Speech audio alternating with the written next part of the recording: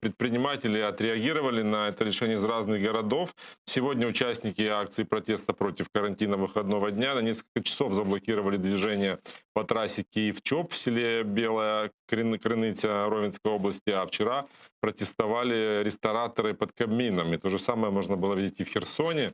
Все равно это привело к протестам.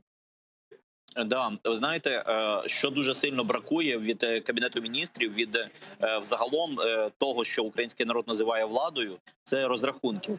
Ми знаємо, що є люди, які живуть за рахунок вихідного дня. Тобто, наприклад, є такі ресторанки, кафе, є така сфера дозвілля, сфера послуг, сфера різноманітних таких побутових речей. Ви згадували про торгівлю, про затоварювання, про базари, наприклад, які в основному заробляють в суботу-неділю. Тобто у них субота-неділя – це головні дні, а понеділок, вівторок, інші робочі дні, вони готуються до цих днів і роблять всю, що необхідну операцію, логістику і так далі. І зрозуміло, що мова йде не про 1-2 тисячі людей, а мова йде про кілька мільйонів людей. Да, не кілька десятків, бо десятки мільйонів в Україні залежать все ж таки від понеділка-п'ятниці, але кілька мільйонів людей залежить від понеділка, не від понеділка-п'ятниці, а від суботи-неділі. І отут від Кабінету Міністрів бракує розкладки. Бракує розкладки, скільки це рестораторів, скільки це з логістики, скільки це з харчування, скільки це із торгівлі. І саме головного, після цієї розкладки, після цих розрахунків, бракує пакету законопроєктів на засідання Верховної Ради для того, щоб надати компенсації і сприяння. Тому що не мета ж вбити цю частину економіки. Це навіть уряд, я впевнений, цього і не хоче, і не розглядає. Але їхня мета, ми вже обговорювали, якось утриматися. Але при тому, що вони шукають це рішення, воно недосконале в першу чергу навіть не тим, що воно не перевірено, не протестовано, а тим, що воно не розраховано, не пораховано. Ну, давайте послушаем, что сказал премьер-министр Дмитрий Шмыгаль, Денис Шмыгаль, прошу прощения. Что было бы, если бы карантин не вводить? У нас вже завдання не зупинити присутність людей у розважальних закладах харчування. У нас завдання зменшити потоки людей у метро, у маршрутних таксі, на транспорті, зменшити соціальні контакти людей у вихідні дні для того, щоб зупинити зростання хвороби в Україні.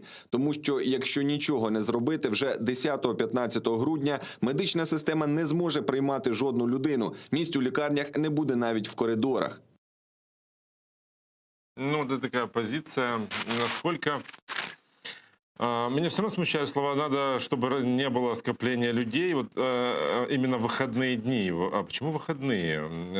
Даже министр охраны здоровья Максим Степанов говорил, что на самом деле было бы эффективно ввести жесткий карантин хотя бы на 3-4 недели. На 3 недели.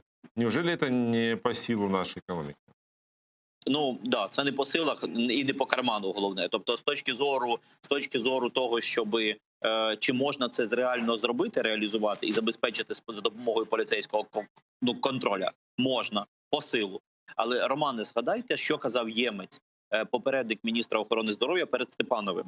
Він сказав про те, що якщо ми хочемо подолати реально коронавірус, я вимагаю всю країну посадити на жорстчайший карантин. Пам'ятаєте? І після цього Ємець був звільнений або пішов і прийшов Степанов.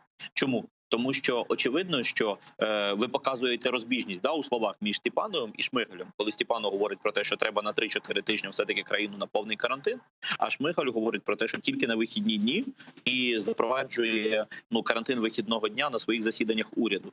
Оце така сама різниця між тезами різних уже міністрів охорони здоров'я і запитом центрального керівництва нашої держави, а центральне керівництво – це називається Офіс Президента, на Банковій сидить. Вони реально керують і кажуть, що реально ухвалювати у Кабінеті Міністрів, що реально ухвалювати в Верховній Раді. І їхня логіка така, що ми би на 3-4 тижні, можливо, би країну і посадили на карантин повний, так, щоб це було не тільки в вихідні дні, але й в робочі дні, бо ви правильно піднімаєте питання, наче коронавірус, що в робочі дні якось інакше працює, ніж у вихідні. Але вони дуже сильно бояться за економічні показники. Як відомо, дирка у нашому державному бюджеті вже досягає 100 мільярдів.